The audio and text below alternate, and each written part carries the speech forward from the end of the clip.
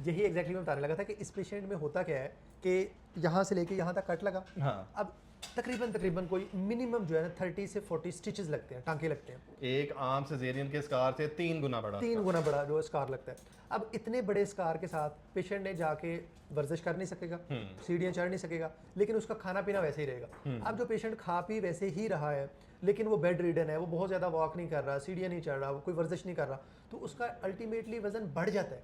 मैं अक्सर कहता हूँ कि ये जो टमी टक करवाते हैं, एब्डोमिनोप्लास्टी करवाते हैं, उनका शुरू में वजन कम होता है जो 8 से 10 किलो तक होता है, जो कि निकाली जाती है फैट, लेकिन उस सर्जरी के रिटर्न में जो है ना वो वजन तकरीबन 15 से 20 किलो हमेशा बढ़ जाता है। तो ये अल्टीमेटली वजन गेन करने के लिए सर्जरी कह सकते हैं इसको सर्जरी वजन कम करने की सर्जरी हमारे वेट लॉस सर्जरी तो नहीं है, वेट लॉस सर्जरी नहीं कर सकते। और जब ये जो होनी भी चाहिए कि जो बेसिकली एब्डोमिनोप्लास्टी का जो मकसद है वो एक ये बेसिकली ब्यूटिफिकेशन के लिए है, और जिन पेशेंट का ये कर रहे होते हैं वो बेचारे वो ब्यूटिफिकेशन की बजाय उससे ज्यादा जो ना बीमार हो जाते हैं। मोस्टली ये जो पेशेंट का कर रहे होते हैं उनको अपनी ब्यूटिफिकेशन सो कॉल्ड से कंसर्न नहीं होता। उनको ये होता है डॉक्टर साहब मेरी शुगर तो ठीक हो जाएगी, डॉक्टर साहब मेरा सांस बेहतर हो जाएगा, डॉक्टर साहब मेरी जोड़ों की दर्दें ठीक हो जाएंगी, डॉक्टर साहब मेरा ये ब्लड प्रेशर का मसला ये ठीक हो जाएगा। और उनको अनफॉर्चुनेटली यही कहा जाता है कि ये सारे मसले आपके ठीक हो जाएंगे, और ऐसा बिल्कुल नहीं होता।